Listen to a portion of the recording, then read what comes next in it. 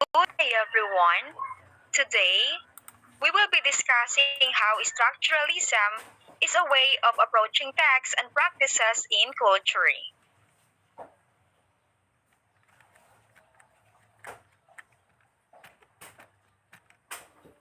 So, structuralism and post-structuralism. Structuralism, which emerged as a trend in 1950s, challenged new criticism and rejected Sartre's existentialism and its notion of radical human freedom. It focused instead how human behavior is determined by cultural, social, psychological structures.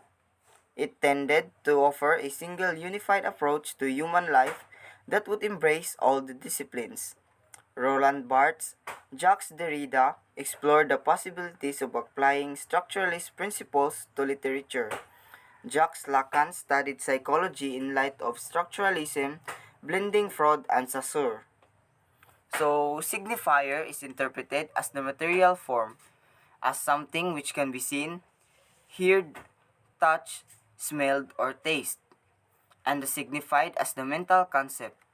In other words, contemporary commentators tend to describe the signifier as the form that the sign takes and the signified as the concept to which it refers.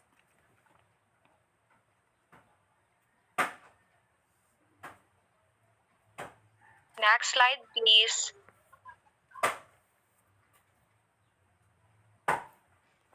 Okay, so Ferdinand de Saussure in the year 1857 to 1913. So Ferdinand de Saussure was a Swiss linguist who occupies an important place in the history of linguistics. He was the pivotal figure in the transition from 19th to 20th century and is generally considered the founder of modern linguistics.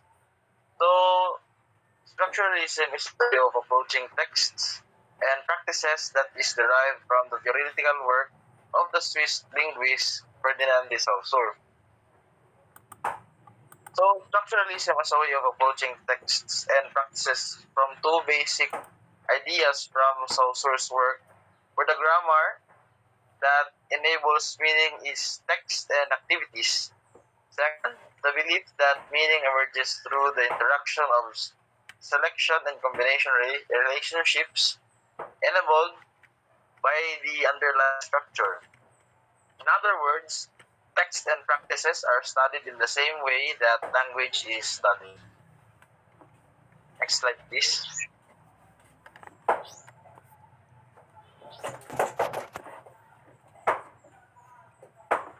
Saussure divides language into two component parts, signifier and signified.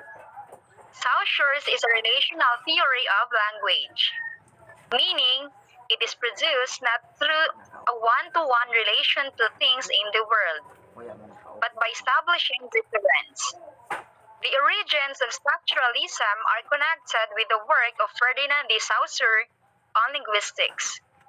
In brief, Saussure's structural linguistics propounded three related concepts.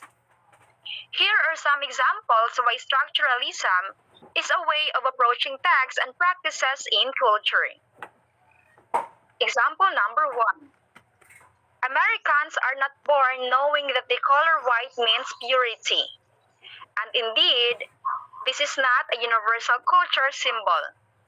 Colorism is a form of discrimination, typically within a racial or ethnic group, favoring people with lighter skin over those with darker skin. This pernicious form of discrimination is often overshadowed in discussion about racism, but it affects a broad swath of people across multiple populations. While this form of discrimination changes across cultures and through time, in most cases darker skin is associated with negative attributes and lighter skin is connected to positive attributes.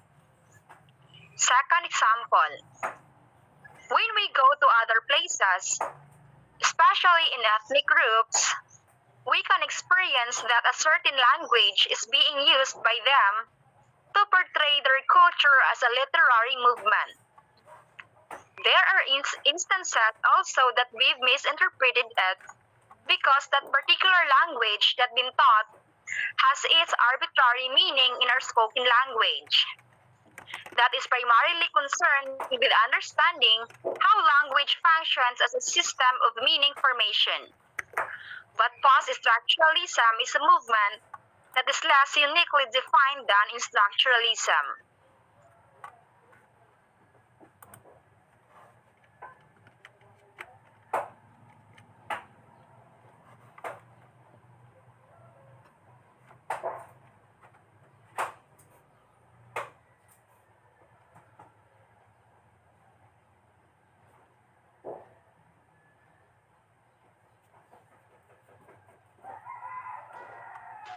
Okay, so the relationship between the signifier and signified is an arbitrary relationship.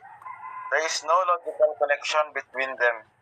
This differs from a symbol which is never fully arbitrary. The idea that both the signifier and the signified are inseparable. In order to understand how the signifier and signified related to each other, one must be able to interpret signs. The only reason that the signifier does entail the signified is because there is a conventional relationship at play. That is, a sign can only be understood when the relationship between the two components that make up the sign are agreed upon. Saussure argued that the meaning of a sign depends on its relation to the other words within the system.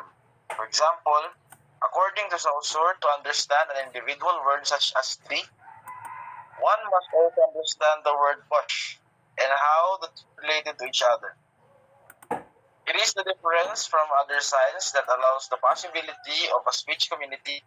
However, we need to remember that signifiers and their significance change all the time, becoming dated. It is in this way that we are all practicing semioticians who pay a great deal of attention to signs, even though we may never have heard them before. Moreover, while words are the most familiar form signs take, they stand for many things within life, such as advertisement, objects, body language, music, and so on. Therefore, the use of signs and the two components that make up a sign can be and are, whether consciously or not, applied to everyday life.